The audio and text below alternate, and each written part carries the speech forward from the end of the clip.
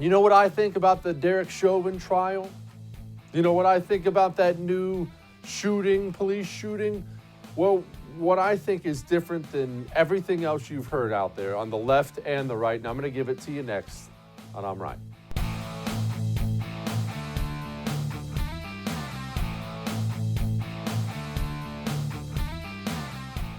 You ready for something different? I'm about to give you something different. Yes, I'm going to go over a couple details of the Chauvin trial and things I liked and things I didn't like, but I have to give it to you right between the eyes right off the bat. I feel differently about police shootings than virtually everyone else in the United States of America. Certainly different than most people on the left and most people on the right. I think I'm right. I'm not sorry about how I feel about them. Whenever something happens, police shooting wise, get this, I don't take the cop's side. I don't take the guy who got shot side. I calm down, wait for the facts to come in, and judge each and every case based on the evidence I see, the video, the things people say. I don't have some desire inside of me to be a cops are the right all the time activist or a black people are oppressed and hunted down all the time activist.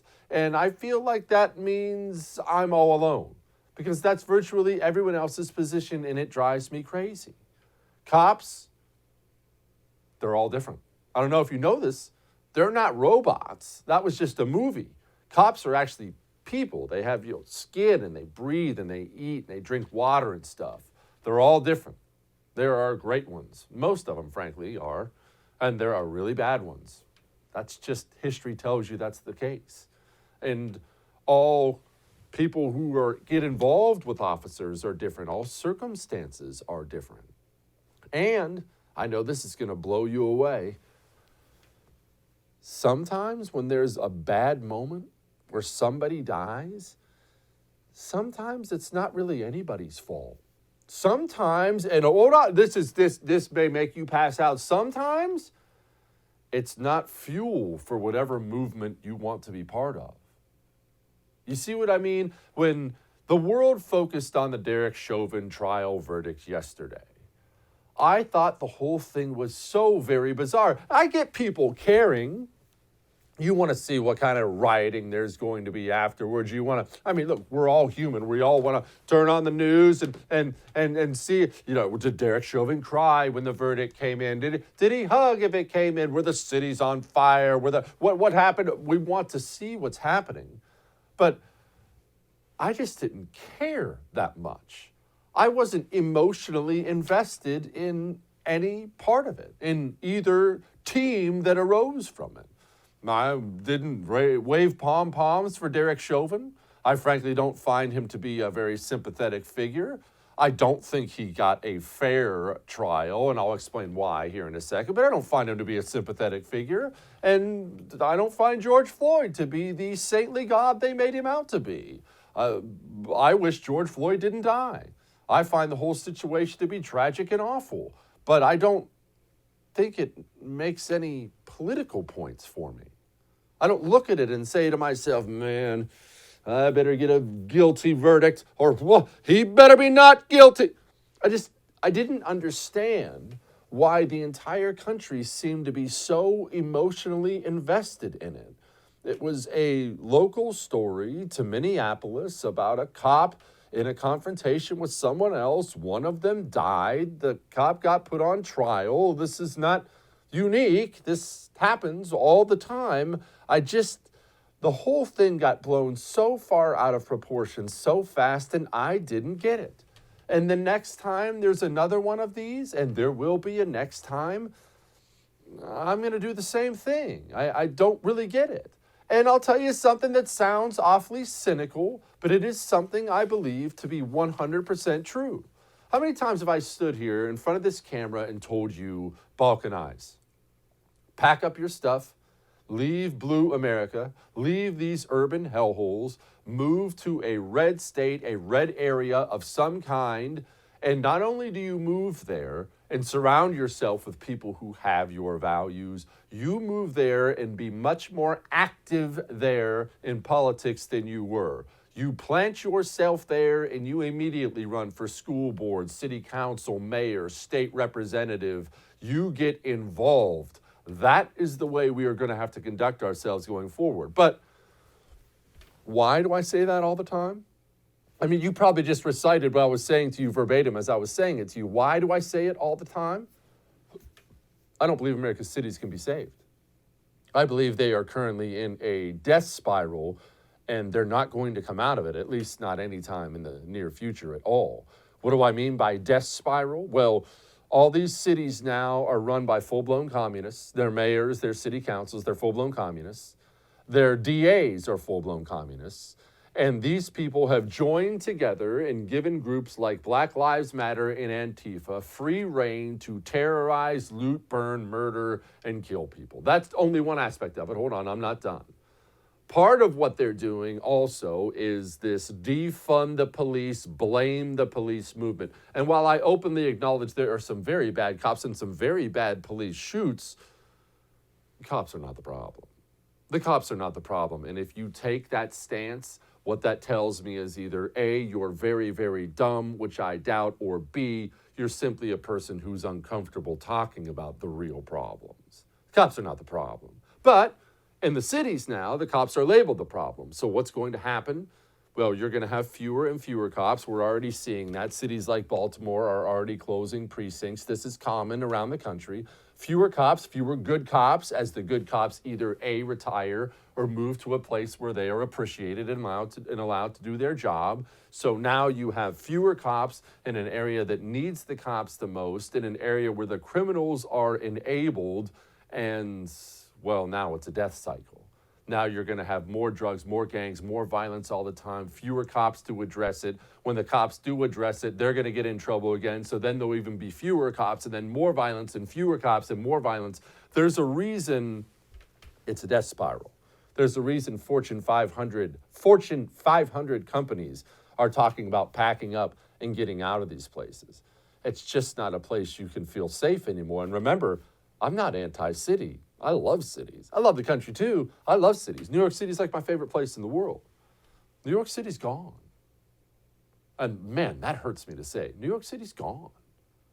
Chicago's an awesome town. Chicago's gone. That sucks. That's awful. But you and I, we don't get to live in a world of make-believe because we're not 5 years old. You and I, as adults, as people who are going to have to lead in the future, we have to accept the world in which we live. And the world in which we live means these cities are not habitable, and they're about to get worse. Not a single person responsible for the American cities rotting has looked in the mirror and said, ew, I probably shouldn't have done that. They're all looking in the mirror and saying, I haven't done what I've done enough yet. That's a death spiral.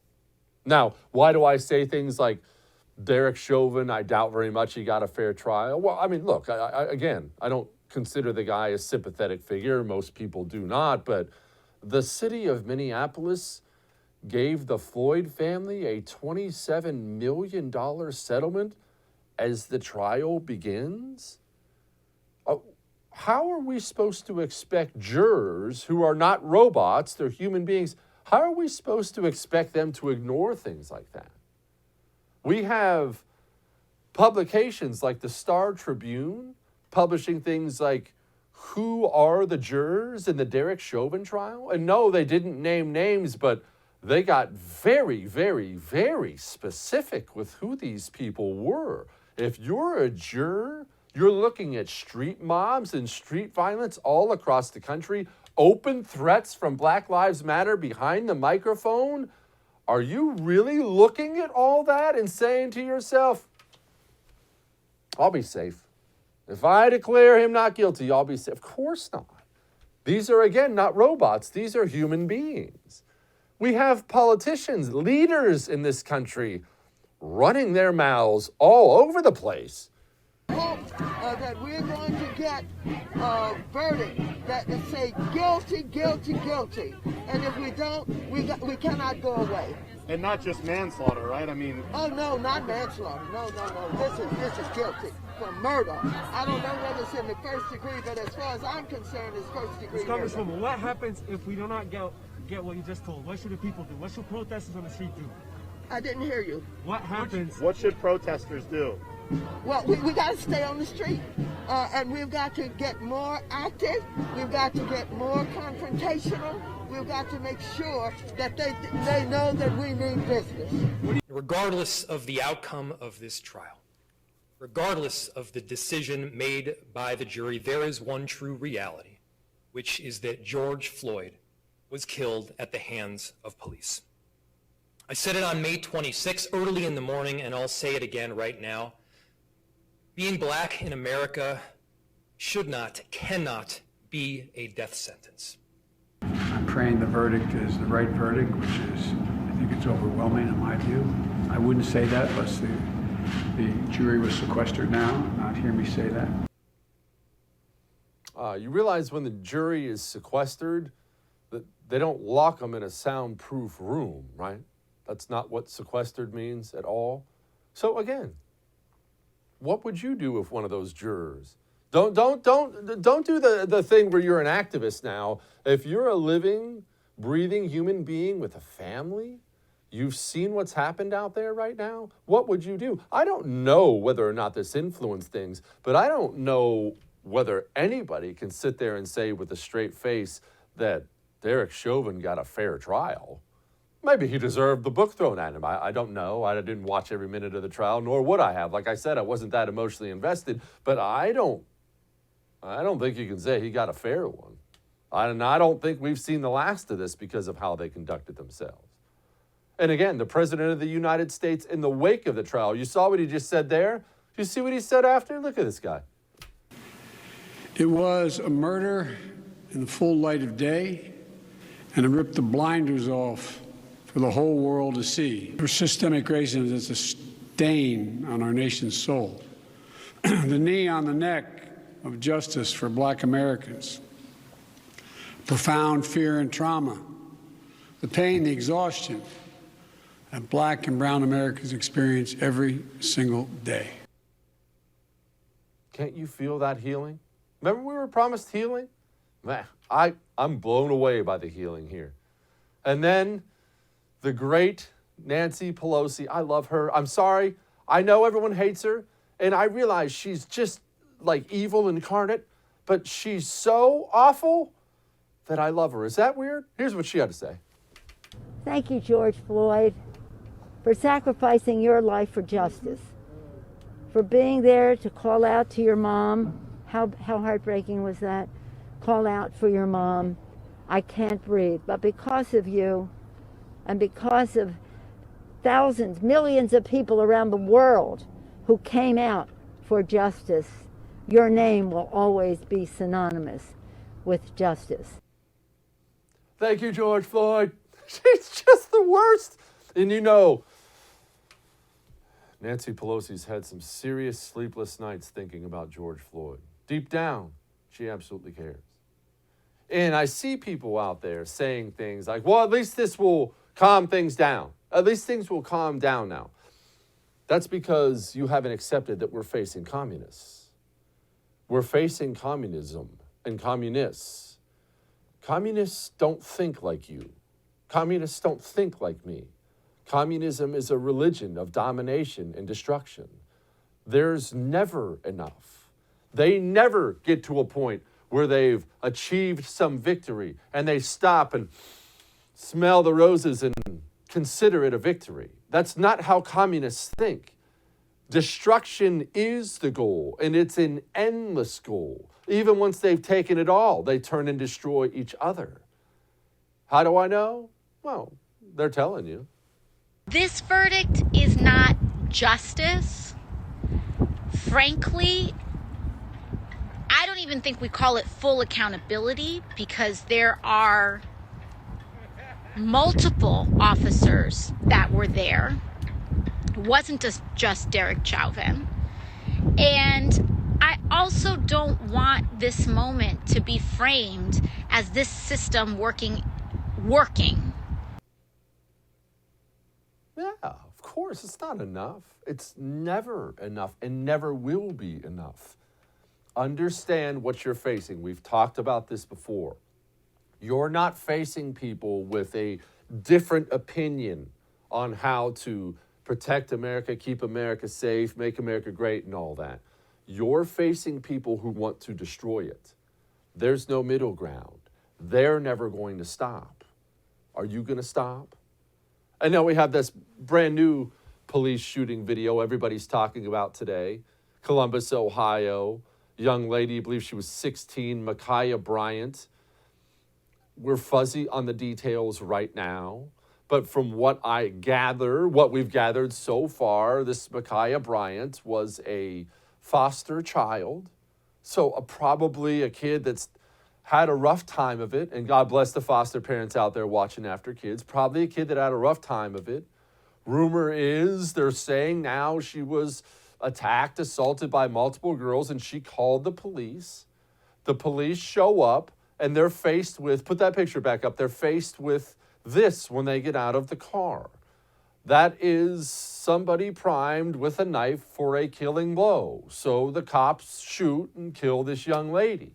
And now what we're supposed to do today, what I see from everybody once again is, oh, that poor, innocent, sweet child gunned down at the hands of another racist cop. Or I'm supposed to do the opposite thing of that cop was in the right and that vicious scumbag got what she had coming.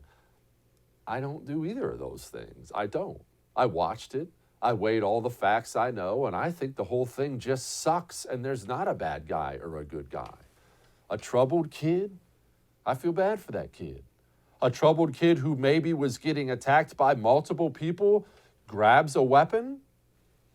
If I walk out this studio tonight and I'm squaring off against 2-3 dudes on the sidewalk and I feel like I might be in serious danger, go ahead and put a knife in front of me and see if I grab it. I'll grab it too. So I don't blame her. I don't blame the cop either, though. You show up, you're a police officer, you see somebody with a knife, specifically in that position, which leaves you primed for a killing blow, a killing puncture wound on somebody.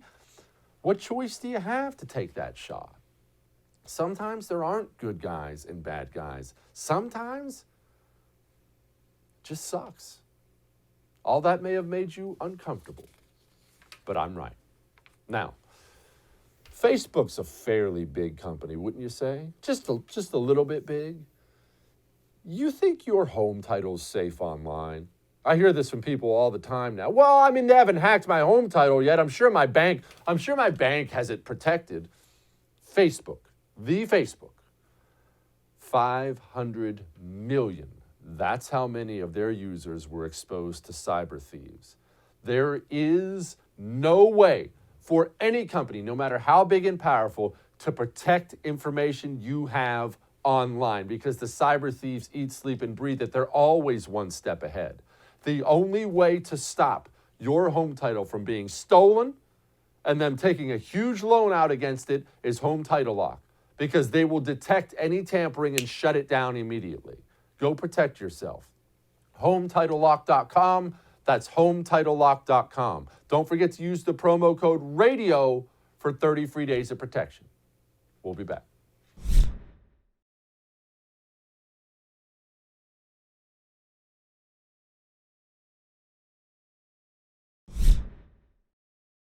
Well, who can forget what the judge had to say after Maxine Waters ran her mouth before the verdict was even in?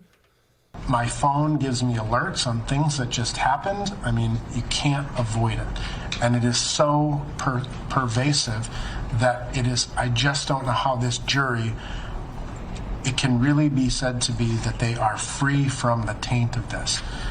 And now that we have U.S. representatives threatening acts of violence in relation to this specific case, it's mind-boggling to me, Judge.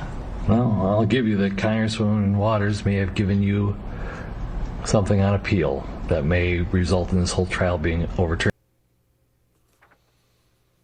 Look, joining me now is Ari Hoffman. He's the associate editor and Seattle correspondent with the Post Millennial. Ari, I was never emotionally invested in the trial. I didn't really care about any of it that much. But I will tell you, while I don't necessarily find him a sympathetic figure, I don't understand how you can say Derek Chauvin could possibly have had a fair trial. How? With the President of the United States running his dumb mouth. Well, I agree, but let's go back in time a little bit. Let's go back to before the trial even really began in earnest, when the judge would not grant a change of venue. So now you have a jury pool that's selected from the very city that's being attacked every single night. The judge would not dismiss one of the charges that seems completely irrelevant and actually contradictory to two of the other charges in this case. You have all that, and that's all stacked against you, and then you have not sequestering the jury. So if you don't sequester the jury, they're going to go home every single night. And one of them is from Brooklyn Center.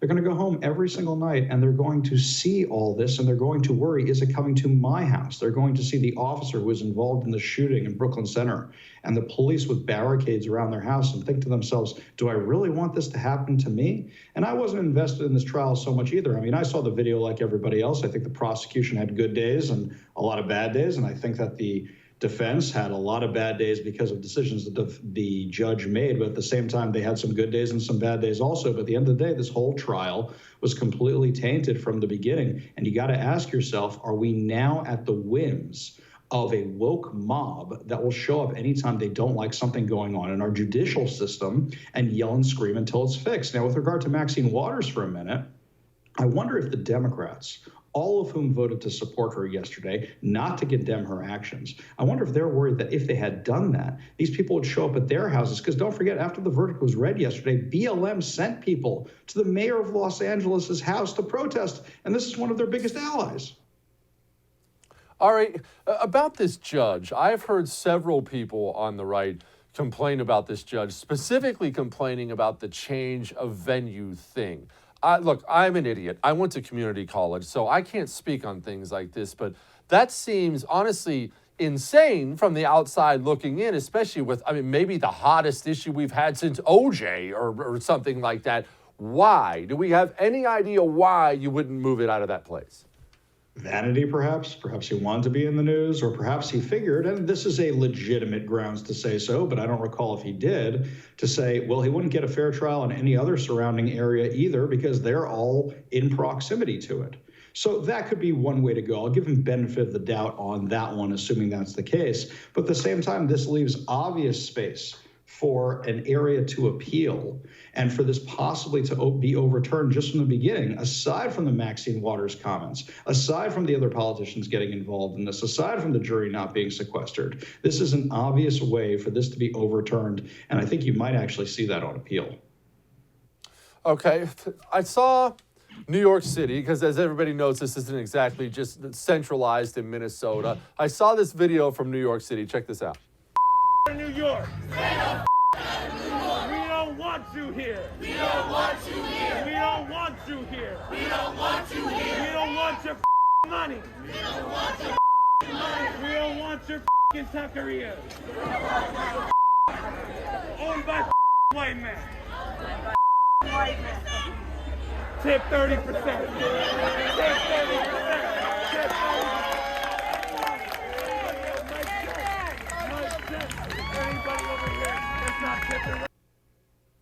Okay, Ari, this one's going to be near and dear to your heart, I would assume. I'm out there all the time now telling people, get out of the cities. Get out, go balkanize, move to red America, the countryside somewhere, because the cities cannot possibly be saved. And I'm not anti-city. I live and die for New York City. I think it's gone. Your particular city, Seattle. I used to go there when I was a kid. I lived in Montana. It was the coolest thing in the world with the fish market and everything else. It's a dump now. What do you say? I just found out one of my best friends is moving out of town. One of my best friends who moved here from New York with me is leaving town. He's been here for like 8-10 years or something now. I'm the one who brought him here, and I didn't have any grounds to say, hey, why don't you stay? In fact, I'm like, yeah, I completely understand. And basically the real question was, when are you going to be joining us? And people ask, why am I still here? Why am I in my city? And I say, well, I don't want to move. I don't want to have to move because of this insanity. I want to stay and fight. But at the same time, it seems like my army, people on our side are just diminishing. They're all moving to Florida. They're all moving to Texas. They're not the only ones. I've heard about that from my community. I moved out of New York to get away from this kind of stuff. And this is before BLM even existed. I just had enough of that city. And don't get me wrong, I love my Mets. I love my city. But I had enough. And I came here, and it seems like the exact same problems from the 1970s and 80s followed me. And now New York has gone back in time. They forgot everything that happened under Giuliani. They forgot that there are ways to fix the city involving policing, involving putting more police on the grounds, the broken windows philosophy. And instead, they just went right back in time to where they started. All right, I guess that's part of the reason you just brought it up, why I'm so pessimistic. We've seen cities in the dumps before, like New York, especially in the 70s, and we've seen what it took to turn those cities around. I'm so pessimistic because we are doing exactly the opposite of everything that has previously been done to revitalize those cities. We have fewer cops, the fewer good cops. The good cops are leaving, fewer cops total, fewer businesses, so there's more poverty, which means more crime. We have cities reducing their police departments. That's why I'm so pessimistic. Nobody responsible for this seems to look around and blame themselves. They're all just full speed ahead. Oh, of course. And actually, the people you showed in that video just a moment ago, that's your new elected representatives, and nobody elected them. They're the ones running the show because whatever they say, that's what Democrat politicians do because they think this is their voting base. And what they don't realize is these very same people were chanting yesterday, F Nancy Pelosi, F Joe Biden, F Kamala Harris. They want to overthrow the government. They don't want Democrats. They don't want Republicans. I don't know what they really want in charge. And they're not looking to get rid of the police. They're looking to be the police, the thought police, the censorship on everybody. That's what they want to be, this mob justice. Ari, how much effect does this have on the American electorate? Because I will tell you, and I made a mistake. I know that's shocking. Everyone thinks I'm perfect. But I made a mistake leading up to the election when Antifa and BLM was doing this stuff all summer.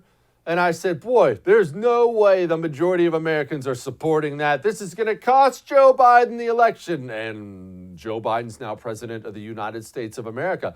Do Americans not see? Do they not care? Do they not associate these people with the Democratic Party?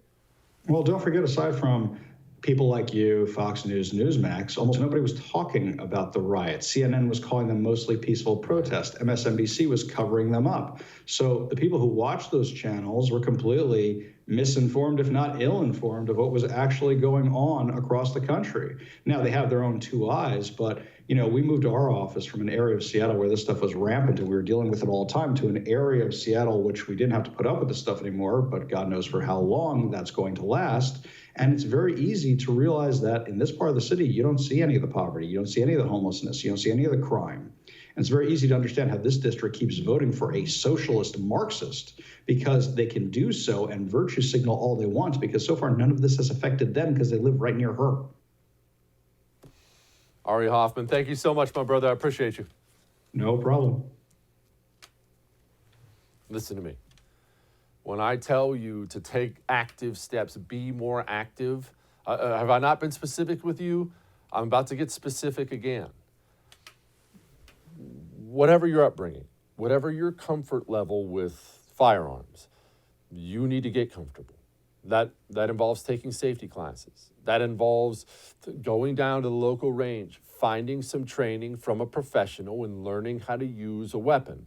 But it's more than that. See, what I just described to you was fun. Who doesn't like to go down to the range on the weekend, get some lessons, get some dude teaching you? That's all good. This next part's less fun. You need to start carrying your weapon. You need to make sure you are legally carrying your weapon everywhere you go. There's a new mass shooting every other day. There's looting, rioting, burning. Look at the news. It's time for you to carry a weapon. And when you carry one, please don't just grab some random holster, some random thing off the shelf. Northwest Retention Systems is doing custom gear.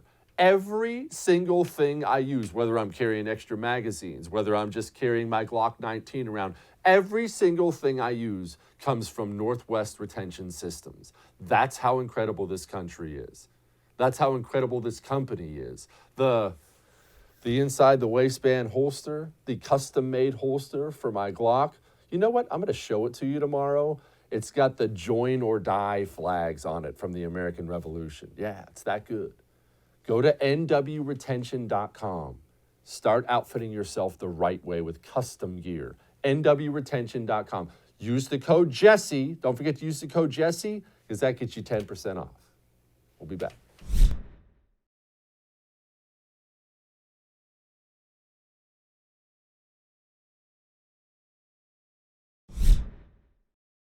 Maxine Waters, you already know her comments, inflaming people, getting people all riled up again. Of course, the GOP proposed that she be censured. She was not. It was struck down by the Democrats. Here were the comments. So I'm just pleased that I still feel strong enough and able enough to go out with the young people and say, Auntie Maxine is here, and I support you, and I want you to be activists. I'm so sorry that it causes pain oftentimes with my colleagues. Many times they're in these districts where they're frightened, where they have a lot of racism, where they still haven't moved to the point where they can have a decent conversation about these issues. And sometimes it's very difficult for them, but they stood up with me today. They put me up for censure because of my visit to Minneapolis. And my colleagues stood with me, and they voted to table the motion that was put up to censor me because the Republicans love to use me as a target. They raise money on my backs. That's that Maxine Waters, that black woman who is so uppity and who is someone we can't control. And so you've got to make sure that I have enough money to keep her from getting reelected. Oh, yes, that's what it's about. Joining me now, former Congressman, current Dean of Business at Liberty University, Dave Brat. Congressman, I know you're probably going to yell at me for my stance on this, and that's fine. You know you can blast away. What that stuff does when I don't see any accountability for stuff like that, I mean, in my opinion, that's grounds for removal from office when you're telling people to street riot. All that does in me is simply make it so I don't care when the next GOP congressman or senator or president gets in trouble. I don't care when you get busted with a bunch of cocaine and hookers or a DUI or scandal or whatever. I'm not going to call for your removal. I'm not going to be the only one that weakens my side. Now, feel free, yell at me. No, I don't think I'm going to yell at you. It just clearly lowers the moral bar. And equally, I hope you won't send a check in to our Republican leadership because we still have, from a few months ago, one of the Democrat congressmen on the Intelligence Committee sleeping with the enemy, the CCP spy from China, and nothing's happened there, and we're quiet, right? And so McCarthy puts in a one-day censure. It shouldn't be censure. It should be removal from office. This is not some minor incident. This is calling for violence in the midst of a year of violence. And our side, the left is able to message against our side because we don't put up a sustained messaging campaign about all the violence that came over the past year and where it happened and who caused it. And the weight of the evidence is on our side. No one's pure in this world, right? Go read Genesis 3. There's a thing called the fall. No one's pure, but there are degrees of purity, and the left is all in a pro-woke Marxist revolution style, and the evidence is across all the major cities with boarded up stores across the country. And our leadership is nowhere to be found putting that evidence forward. It needs to be day after day, not weekly, day after a sustained moral statement has to be made daily. Otherwise, the American people will not receive it and believe it's real. Congressman, one of the things I hate about it, to the point you just made, is I don't view this as something that's going to reverse itself anytime soon. I know I'm not alone. And the next time, I meant what I said, the next time a GOP representative gets busted doing something admittedly terrible, I'm not going to care. I don't want him removed. I'm not going to be the only one removing my guys when you don't remove your guys ever. Only that doesn't end well either. That just means we keep spiraling down and down and down and down, and we're going to degenerate into, I mean, what Rome was at the end. I think it's terrible for the country, but it's where we are. Yeah. Yeah, well, and it's 30 years in the making, right? I'm at Liberty University, one of the few places that still has a strong Judeo-Christian religious and moral compass and educational platform. And K-12 education, the kids aren't getting anything. And I'm not exaggerating. I taught ethics for 20 years. The kids cannot define what is good. That's the classic question Socrates set out, 2,400 years ago. The unexamined life is not worth living. And we are not examined, right? Our moral language, we don't reflect at all. We don't teach at all. And it is turning into a disaster for this country on the street now because we've lost the moral dimension. And so all Americans need to come together, right? The liberals are gone. I wish the liberals were still with us, right? The old JFKs, et cetera. They're missing in action. Now we got the woke left, and then the Republicans are just protecting the money. And there's a huge swath of the country that's just middle class, wanting to have a decent life for them and their kids and say, leave me alone. And so I wish our Democrats would join us in that chorus so we can all get on the same page again. Congressman, I saw, well, you know what? I'm going to play it for you. What you're about to see is leaked audio from a headmaster at an elite university, or not elite university, at an elite private school saying this. Let me ask you something, George, because I think there's something very different about having a single experience where you make sense of it, right? And having a teacher, an authority figure, talk to you endlessly every year telling you that because you have whiteness, you are associated with evils, all these different evils. These are moral evils. It's not the same as taking like a physical thing because it doesn't affect your moral value. That's the problem. The fact is that I'm agreeing with you that there has been a demonization that we need to get our hands around in the way in which people are doing this understanding. Okay, so you agree that we're demonizing kids? We're demonizing we're demonizing white people for being born. What am I supposed to do with this information? The last pillar we had left in this country, where the last couple was the military and the church, and we've lost them both. What pillars do we have in our society now? Well, you got the Marxist pillar. That's what you just saw there, right? In 1850, Marx said, people who own capital are evil, the workers are good. The neo-Marxists say all oppressors, and we defined who oppressors are. In this case, it's all white people based on the color of your skin are evil. And a lot of other people are evil, and capitalists and property owners and there are some good people. And we define them, but we don't believe in God. We don't do any philosophy. We don't have a theology. And by the way, we're educating your little kids. And the parents, the parents out there, you're morally responsible, right? It's just the parents out there listening, you are morally responsible for this outcome across the country in the aggregate. There's no way around it. You've allowed this to happen, and now it's happened. And so it's time to get our game back on and defend what made us great.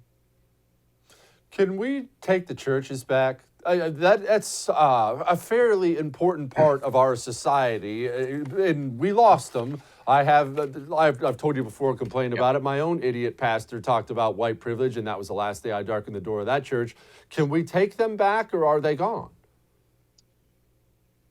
Well, it's not even getting the church back. It's the church just needs to proclaim the gospel again. And if you do that, you're going to lose a lot of parishioners, and you're going to lose half your collection plate, right? So that's why we've kind of joined the left. Love, love, love, right? If you buy a Subaru, you're a loving person, and you'll be happy. And no, it's our religion is about love, the love that God showed us, but it was all about the forgiveness of sin. There's a thing called sin, which pervades human nature. We all rebel against God, and Jesus in the Christian tradition came to save us from that condition. He didn't come just saying, love everybody. He said, I'm obedient to the Father, right? And so when the preachers get back to that message, And then, of course, after he said that, he said, love God and love your neighbor as yourself and take care of the poor, the widows and the orphans and those in prison. And so once the church gets back to doing that, I think the pews will be full again because people need that deep, true meaning in their life. And the church better get back to the basics or they're going to continue to lose people. Rightly so. Dean of Business, Liberty University, Dave Rath, thank you so much, sir. You bet. God bless. Thank you, Jesse. Trillion. Do you know how much money that is? No, I'm actually asking because I don't. Because the human mind can't even wrap around that kind of a number. They're spending and have spent trillions of dollars in unbacked currency. There's a reason Wells Fargo is predicting a 25% increase in gold. 25%. If I were to tell you anybody, this particular thing's about to go up 25%, you'd be selling the farm for it. All I'm saying to you is this. There are laws in economics. Some of those laws are about printing unbacked currency and what that does to the value of a dollar. And when the dollar does this, precious metals do this. Call Patriot Gold Group. Just call and get more information. I'm not pushing you on something. Call and get more information. It's time to diversify a bit. It's time to protect yourself. 866-943-0626. 866-943-0626. We'll be back.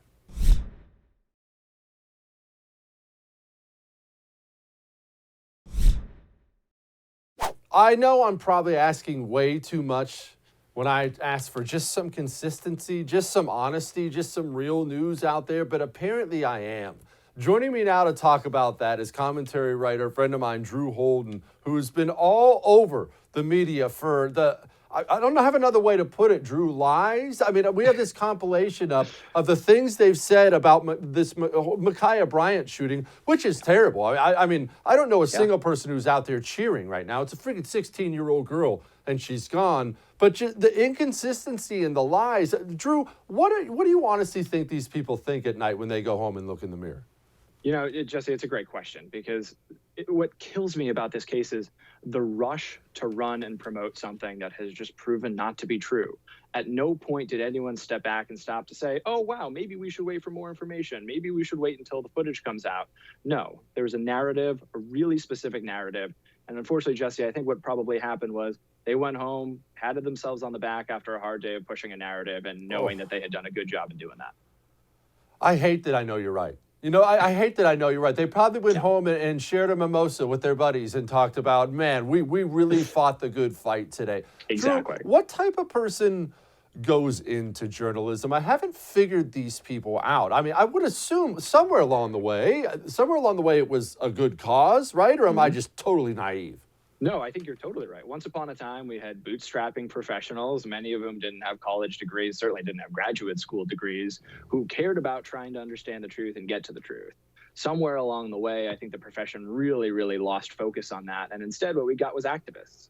We got people who were really, really interested in telling stories. But the stories that they wanted to tell were the ones that they thought were true, absent evidence or contra evidence. And so instead, you've got a whole bunch of people who should probably be working for nonprofits or working for Democratic politicians or what have you. And instead, they are providing you the news and the information that they are pretending is true and unslanted. And in many cases, it's not either of those things.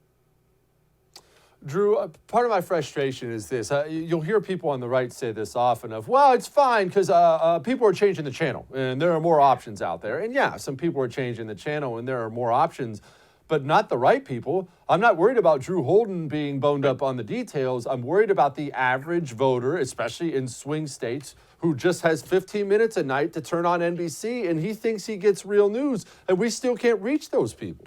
Exactly. And I think what ends up happening too is that's what gets to set the parameters of the conversation. And so even if they're not, even for people who have cut the cord or maybe they're checking Twitter here and there to get some news, if those are the pieces of information that are going to rise to the level of awareness for someone who could be a gettable voter, who could be a relatively independent-minded voter, they're not actually seeing whatever is behind that. They're not exposed to any of that information because everything in their feed, everything on their screen, everything on their television is going to be telling them something that fits really conveniently to what a lot of journalists think ought to be the truth. Drew, what way do we cut through? Are we being effective? I mean, I see you out there. You're famous for them at this point in time with the side-by-sides of what you were saying about this for a Democrat versus what you're saying about this for a Republican. Is it cutting through? Do you get messages or emails from people saying, hey, man, I actually see what you're talking about, and this is a little bit embarrassing? Yeah, it's interesting. Sometimes I do. And I think oftentimes I'll have people who will reach out to me, journalists or other people who are within the profession, who will say like, yeah, that's a good point. That's a good point. Or, oh, we really screwed up on this one. But at the end of the day, the people who I think we really need to break through and get to by one way or another are the people who are writing the news, who are telling the news. And so it might be great that, a handful of people will see the side by sides and a handful of independents will look at it and see, ooh, that's bad, right? This doesn't actually make sense. But until you can walk away and have someone like Jim Acosta come back and say, hey, actually what we're doing is wrong. Fundamentally, right, on a really deep level, what we're doing is wrong and doesn't make sense. I don't think you're going to get change. And to be frank with you, I don't know how we change those people's minds. Is it the bottom line? They're shedding viewers. Shouldn't that matter? And yet it doesn't. And so I wish I had a better and more uplifting answer for you, but I don't know that it's breaking through, and I don't even know how it could be structured in such a way that it might break through. Well, that's reality. Drew Holden, everybody go read his stuff. Thank you, Drew. Jesse, thank you, sir. We'll be back.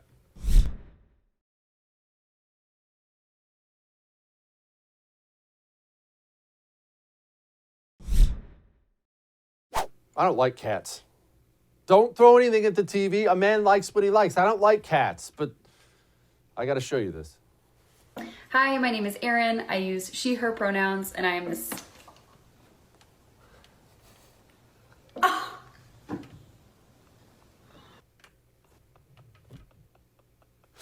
Look, okay, sometimes I like cats. All right, we'll have another good show for you tomorrow. We'll see you then.